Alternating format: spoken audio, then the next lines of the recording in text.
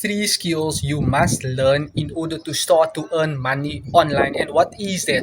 Number one, document and create videos. This way you are building your brand, your awareness. People are getting to know you, what you are actually doing online. YouTube can pay you, TikTok can pay you when you are actually monetizing your videos online.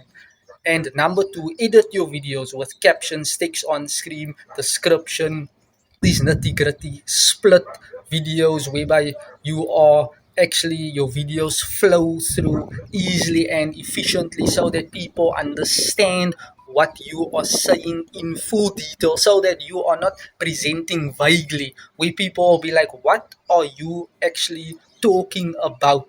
So that is the second part. Number three, upload your video content. Yes, that is super easy. Just press upload, and there you have it. Those are the three skills that you must implement in order to start earning money online. Number one, document and create video content. Number two, edit your videos. This is a learnable skill. And number three, which is the easiest skill of them all, upload your video content. Thank you, and you're welcome.